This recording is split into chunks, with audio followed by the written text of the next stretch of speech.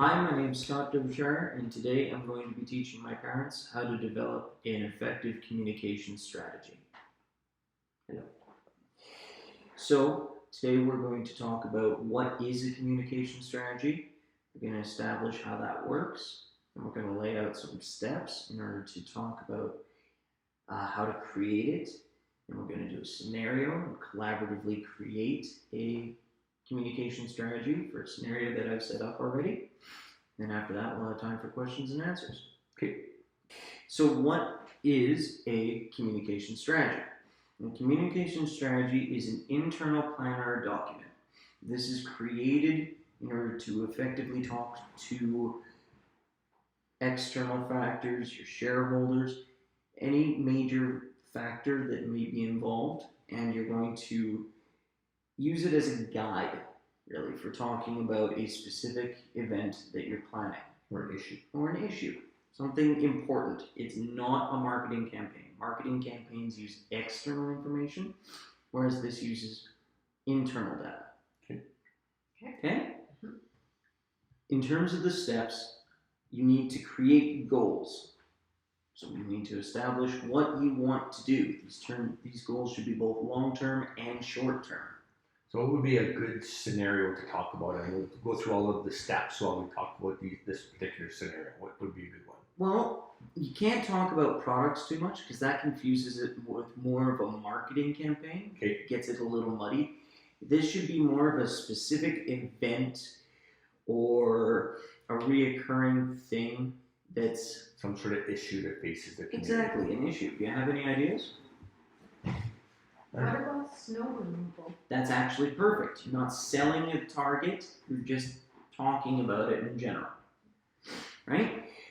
So, what would be the goals of snow clearing? You want to make sure that everyone shovels their sidewalks. Well, if it says the goals of the organization, the goal would be you want to maybe ensure that all of your stakeholders know about the bylaws about clearing snow.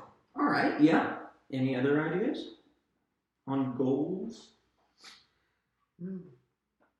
Why is it important for people to clear their snow? That's a good goal. Yeah. So step 2, now that we've started talking about this and we're generating a little bit about it, we want to talk about creating objectives. Objectives, and you want to be really clear on these. They need to be smart. What's a SMART goal, guys? Specific, measurable, attainable, realistic, and in a specific time frame. Time, correct. Yeah. Now, we don't want these goals to be too terribly specific, and we also want them to be achievable. What about flexibility? Do we want these to be super rigid goals so that there's nothing we can do about them? So it would be to increase awareness in the community about the need for shoveling your sidewalks within 48 hours. Yep, that's getting back on point here. We want to make our goals flexible. Why would we want them to be flexible? So they're easier to obtain. They're easier to obtain. What about in terms of risk management? Why would you want your goals to be flexible? In case something changes in the situation, you have to adapt. Exactly. You have to be adaptable to the different things. Remember, this is a long-term project, not always a short-term project. Okay. And not everyone will take things in the way that you mean them originally. Okay. So step 3, we're going to talk about the audience. Who do you want this to target? Realistically, you want all of Alberta to know about this. Sure. So maybe you just want to identify the people who need to shovel snow in their community. Exactly. Homeowners, maybe? Homeowners. So let's talk more specifically about homeowners. So we want every homeowner in Alberta? Or do we want to talk about homeowners who are willing and able to shovel their snow versus condo owners versus elderly people? How about homeowners in a particular community? Homeowners in this particular community in Sherwood Park is an easily obtainable community to discuss this with. Identify your audience. Identify your audience, correct. You want to talk about an audience, and then that audience group will expand and expand and expand. So homeowners in Sherwood Park will then realize that they, in theory, will realize that they need to shovel their walks. Now we'll move on to their teenagers, we'll move on to their neighbors, and so on and so forth. Okay. Okay? Step 4 is translating. So now you have your target audience, you have your goals identified, you have your objectives laid out. How do you get that message across? You've created some data on it. Now you need to push that out. So it could be a whole bunch of different channels, right? Absolutely. So like media or radio or print or door hangers or door-to-door stuff or whatever. Whatever, that's actually a step later on down the road where Okay. we're going to talk about delivering the message. Okay. Right now, we just need to talk about creating the message. Oh, I see. So step 5, because we have the information about it, we need to push it out now. So we need to develop that information. So if I just come up to you and go, hey, you, shovel your walks, what are you going to say to me? Forget it, don't want to, Why? because you told me to do it. Exactly. So what would be an effective method of talking about this? How would you get the word out so that people want to do it? What's in it for me? What's in it for you? That would be the method. I would want to, that would be an effective way of doing it, is creating a message that says what's in it for me. All right, I like that. So what we're going to do in step 5 is we're actually going to create a narrative. We're going to have a hero. We're going to use anecdotes, storytelling, make a vivid story about it. So little Timmy was trying to get the mail from mom and dad. The walks weren't shoveled. He slipped, broke his leg. Vivid story. Shovel your walks, people. No one wants a kid with a broken leg, I right? like it. Step 6, we're going to talk about spreading the message. So we've created our narrative. Now this is back to your point here where we need to talk about who gets this and how do they get it, right? So this is all about media, creating a list of the different medias out there that are available to you. So for example, how would you go about telling people about your new We Need to Shovel Our Walks campaign? I agree with Dad. Signage, Signage? media. So community newspapers, door hangers, magnetic signs on the side of the road, flashing billboard signs on the side of the road. Exactly. People going door to door in vulnerable communities. How else could you? Radio, Yeah, radio's a good one. TV, even. Now, all of these are really good. What about social media? People are on the internet a lot. Twitter, Facebook, Twitter, Instagram. You Facebook, can take pictures Instagram. and You share them of people who did a good job shoveling their sidewalk. Absolutely. Create a contest. That's another good one. Creating a contest. The best shoveled sidewalk. Have competitions for who can shovel their sidewalk fastest on their street. With it after snowfall, you mean? Oh, Not during absolutely. snowfall. Okay. It snows a lot here. So, step 7 is your resources. So we have all these great ideas to share it, but realistically, how expensive is all this stuff? It's Who's going to do all the work? and who's going to do all the work? So this isn't just about budgeting, it's about talking about existing resources. What do you already have that's available to you? What are your assets that you can utilize in order to do all this stuff? What do you need to buy for all this stuff? What kind of technology do you have the availability of? You might not have the ability to publish a massive ad on Facebook. You might not be able to afford to have a TV spot running every half an hour on the 6 o'clock news. So it's basically budget. It's basically just talking about the money aspect of it at this point. But also the internal, because it's an internal plan, it's the internal resources you have available to do this. Because every time you create something new, something else doesn't get done. Exactly. What person in your organization is going to be responsible? How are they going to do it? How many other people are going to help out? Yep. That kind of thing. That's entirely right. So step 8 is creating a timeline. When does this need to get done by? When does task X need to get done so that task Y can continue on and build off of that? So realistically, we need to make sure that our snow advertising campaign is out before the first major snowfall. before it snows. Would you use some like project management tools like Gantt charts and that kind of stuff? Exactly. I was just about to say Gantt charts will make this incredibly efficient. You can also use different programs for creating this so that people can work on it at their own pace and can effectively communicate across the board. What are some programs that would help with this that normal groups would have access to? Microsoft Project, SharePoint, there's a whole bunch of different pieces of software that could probably help out. Exactly. In this way, Excel.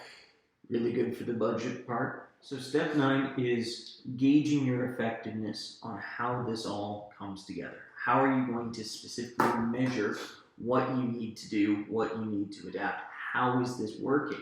So it would probably come back to whatever objectives you defined in the first place. Exactly, coming back to all that was originally defined in the first place. The question is, how do you know if they did it because they heard your strategy or they just did it themselves anyway?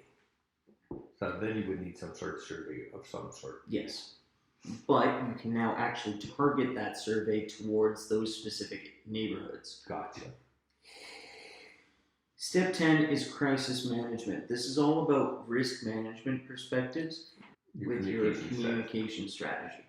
So you're talking about this, you're talking about it, and boom, something goes horribly wrong and people start reading your message the wrong way. There's a blizzard. There's a blizzard, your signs blow blow heat down. wave, and all the snow melts. You're right, this is Calgary. The Chinook hits, now there's no snow anywhere, and Right. people are starting to pull out their golf clubs again. Well, or people are getting mad that you're talking to them about shoveling their sidewalks and there's no snow. So step 11 is your implementation. You need to implement this. How are you going to pump all this information out? How are you going to get this campaign rolling? Step technical 12, but still part of 11, is reevaluation. Come back and go, did this work? How is this going so far? How can we, this goes back to your Step 9, your effectiveness. How can we gauge how effective it's being? What can we do to change it a little bit, now that it's being implemented, into making it more effective? So, now that we've gone through the steps and we've talked about it, let's move on and actually go through a scenario. Okay. So, here's our scenario. You're part of a public relations team for Alberta Health Services. The flu season is fast approaching and you have to create a new campaign to create awareness of the importance of vaccinations. Follow the steps to create a communication strategy to target high schools. And look, I've produced a pad and paper so we can actually go through the steps and write this all down. Okay, so what's step 1 again? Step 1, I'll actually pull it up for you, Okay. is your goals. So this is the flu season vaccinations for high schools. So, what are our goals for flu season vaccinations? To get people vaccinated. To get people vaccinated. Okay, and to raise awareness. Raise awareness, that's a good one. What else should we be doing with this? With high schools, thinking about why it's important for them. That's a good one. Why is this important to be vaccinated? Okay. So step 2, what are our specific objectives related to this? So if the goal is to raise awareness and get people vaccinated, we should probably have an objective around the numbers of people that we want to get vaccinated. All right, so let's set a obtainable SMART objective. So 75% of all high school students in the province or in the city, or what? Well, if we went province-wide, that would be a lot of districts. Right. Be a lot of different things. So maybe we should focus on city. Okay. So it's 75%. That's a good number. It's obtainable. Yeah. Edmonton high school students. Okay. What other kind of objectives will we want? Probably within a certain amount of time too. We want them to get their vaccination by Christmas. By when? Well, starting October 21st, No, but if the objective is to get 75% of high school students vaccinated, we should probably say by when. Oh, okay, by Christmas. Can we say by Christmas or by, New Year's? Well, it probably depends on End of how the school effective year. our campaign is. Yeah. So we can go back and reevaluate that afterwards. All right. So step 3, who's our audience? Well, that's pretty straightforward. Well, It's high school students. high school students in Edmonton. Secondary audience is teachers, parents, siblings, and healthcare professionals. Healthcare professionals is a good one. Okay. So now we need to translate this. Now that we have some objectives and some data, we need to translate this into laying out a plan. Okay. Okay? So let's create a narrative. Step 5. Okay. So do we need a hero? Like you said, Timmy, the guy who slept on the ice. We need a Timmy who got his flu shot. Or perhaps we could use Timmy, who has asthma. Asthma And- people are Or immunocompromised. Yeah. They're very important that they get vaccinated. The herd vaccination factor is very important for them, Right. right? Okay. Step 6 is, what's step 6? Spreading the message. All right, so how are we going to let this message out? What are our ideas for spreading the message? Remember, we're targeting teenagers. Well, social media Oh, for sure. definitely social Instagram, Instagram, Facebook, Facebook, Twitter. Twitter. How else would you share this information? Signage in high schools. Actual posters, physical Posters. posters being mounted on the walls. Okay. Teachers talking about it in the classroom. Get teachers discussing it. That's Okay. a good one. Any other methods of media that we should be trying to utilize here? I think that's a lot. That's a lot. That is. That's also talking about our next part, the resources. So we're AHS, so we probably have a team of people that could help us do this and probably have a budget because it's part of flu season every year. Yeah. Create timeline. All right. So, what's the next step, guys? So if we have to create a timeline for this strategy, and we're talking about high school students and all of the different people that we're going to talk to. So when do it comes back to our objective, right? So if we're working back to December 31st, right? No. That's, Christmas. well, we want to identify our objective was to have 75% of Edmonton high school students vaccinated before December 31st. That was our objective. Yes.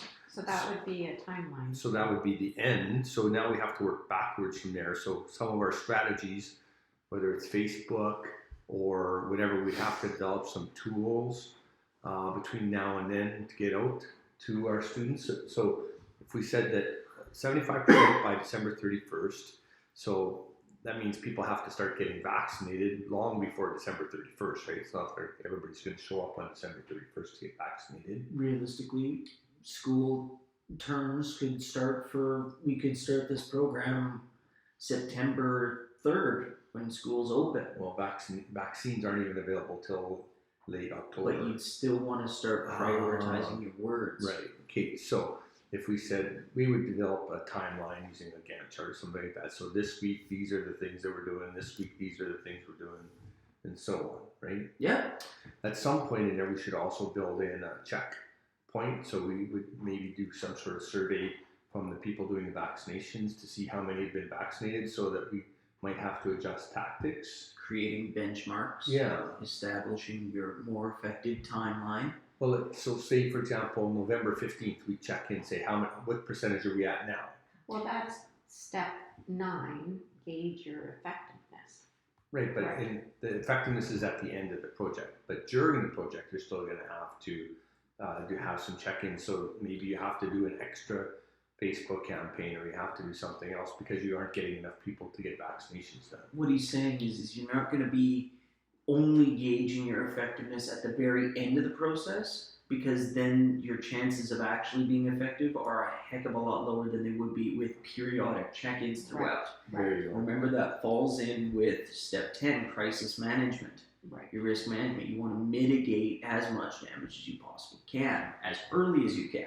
So in step 8, then the timelines, we would just build in some timelines. Step 9, we're gauging our effectiveness. by building these checkpoints, right? We're establishing trends, we're seeing what's happening. We can create some data based on that using Tableau or Excel in order to actually create visualizations for our information. Ooh.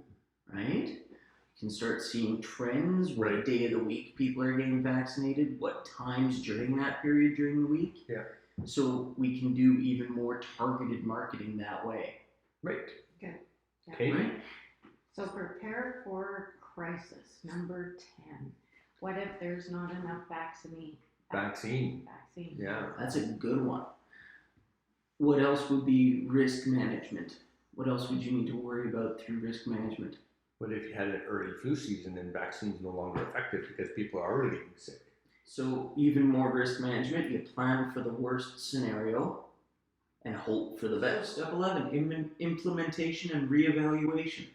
Other than the obvious sitting down at the end of the campaign and discussing it, how would you go about implementing this?